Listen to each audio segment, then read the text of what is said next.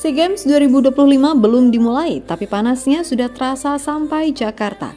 Sebuah pernyataan dari Menpora mendadak bikin gaduh. Timnas U22 Indonesia ditargetkan hanya meraih perak untuk tim juara bertahan yang tahun lalu mengangkat trofi, perak untuk skuad yang sekarang jauh lebih mewah, lebih matang, dan datang dengan 4 pemain diaspora. Ucapan itu mematik api, PSSI menolak, BTN menolak. Seluruh pemain lantang bersuara, kami datang untuk emas. Dan yang paling keras justru datang dari publik, dari lapangan latihan, dari tribun, dari timeline media sosial. Semua punya satu pesan yang sama. Indonesia bukan penantang, Indonesia adalah juara bertahan. Targetnya hanya satu, back-to-back goal. SEA Games 2025 berubah dari sekedar turnamen menjadi misi harga diri, misi mempertahankan gengsi, misi menolak turun kasta setelah 32 tahun menunggu emas yang akhirnya datang di Kamboja tahun lalu. Di sisi lain, rival-rival timnas sudah membuka kekuatan kartu as mereka. Lantas seperti apakah perjalanan timnas nanti? Dan inilah perjalanan mereka, road to back-to-back goal. Kisruh Kamboja mundur dari cabang sepak bola SEA Games 2025 sempat bikin format turnamen goyah. Satu negara hilang, satu grup jadi timpang. Pada akhirnya, penyelenggara harus melakukan drawing ulang demi menyeimbangkan kompetisi. Dan dari kekacauan tersebut, Indonesia justru mendapatkan angin segar. Awalnya Garuda Muda dijadwalkan membuka laga kontra Singapura pada 5 Desember. Tapi setelah Kamboja mundur, Singapura dipindah ke grup A untuk mengisi kekosongan. Hasilnya, Indonesia kini hanya punya 2 lawan, Filipina dan Myanmar. Grup C mengkerucut menjadi grup 3 tim. Ini adalah keuntungan besar sebelum pertandingan pertama dimulai. Indonesia kini punya waktu persiapan yang lebih matang. Tidak perlu terburu-buru main di matchday pertama. Tidak kejar-kejaran recovery. Dan bisa fokus mematangkan taktik di Thailand. Sementara itu Filipina justru harus bermain duluan menghadapi Myanmar ketika Indonesia turun di laga pertama tanggal 8 Desember. Filipina sudah menguras energi. Garuda Muda tampil lebih fresh, lebih siap, dan lebih matang. Jadwalnya pun cukup ideal. 8 Desember Indonesia versus Filipina.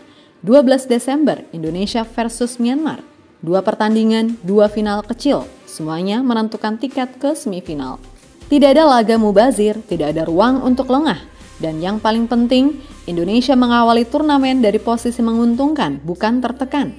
SEA Games 2025 masih akan berjalan panjang, tapi dari startnya saja, Garuda Muda sudah mendapatkan modal luar biasa.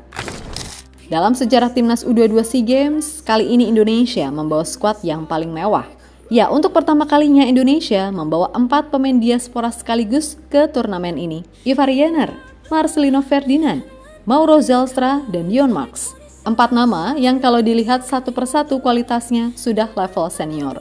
Dan belum selesai, skuad ini semakin mewah karena pilar-pilar terbaik Liga 1 ikut bergabung. Di lini belakang ada Muhammad Ferrari, pemimpin alami, sisa dari skuad emas 2023. Kadek Arel, Kakang Rudianto, Frankie Misa, Roby Darwis, generasi baru yang fisiknya elit dan mentalnya kuat. Di lini tengah, selain Ivar, ada paket komplit pemain muda terbaik Liga 1. Tony Firmansyah, wonderkid Persebaya. Zanadin Faris, motor Persis yang kreatif. Ananda Rehan, Hanan, Rivaldo Pakpahan, kombinasi energi, teknik, dan agresivitas. Dan di lini depan, Indonesia punya lini serang paling berbahaya di ASEAN. Rafael Strijk, pemain Eropa dengan mental juara. Hoki Caraka, finisher murni.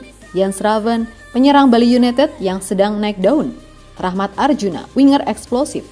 Skuad 2025 bahkan lebih berbahaya dari skuad juara 2023. Yang tersisa dari generasi emas lalu hanya 3 pemain, Ferrari, Raihan, dan Marcelino. Dengan skuad semewah ini wajar kalau seluruh pemain kompak. Target mereka bukan perak, bukan perunggu, target mereka hanya satu, emas.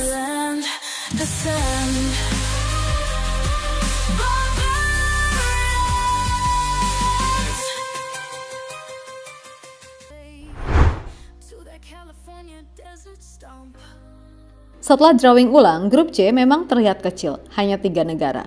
Tapi kecil bukan berarti ringan, karena justru di grup inilah 2 tim lawan datang dengan ambisi baru, performa terbaru, dan kartu as yang mulai mereka buka satu persatu. Filipina U22 Kuda hitam paling berbahaya di ASEAN. Filipina bukan lagi tim yang bisa dihajar 4 atau 5 gol seperti era 2010-an. Generasi mereka sekarang beda total. Di Piala AFF U23 Juli lalu, Filipina tampil seperti tim baru. Mereka menghajar Malaysia 2-0, menggilas Brunei 2-0, dan hanya kalah dari Indonesia lewat gol bunuh diri bukan open play. Mereka finish sebagai runner-up grup A dan lolos ke semifinal. Modal besar untuk SEA Games. Yang perlu waspada, Filipina membawa banyak pemain diaspora dari Amerika. Javier Mariona, 21 tahun, calon superstar Filipina. Otu Banatao, 18 tahun, winger cepat bikin brace ke Malaysia. Nicolas Guimaraes, 19 tahun, kiper masa depan, refleksnya gila. John Lucero, Jacques Pena, Noah Ledel, pemain muda dengan fisik kuat. Pelatihnya, Marlon Maro, juga dikenal berani mengambil resiko. Mereka bermain cepat, direct, dan agresif. Ini bukan Filipina yang dulu selalu bertahan. Ini Filipina yang mau menyerang dan bikin kejutan. Dan jangan lupa, di laga pertama Filipina akan main lebih dulu. Kalau mereka menang besar lawan Myanmar, mereka akan datang ke laga Indonesia dengan penuh percaya diri.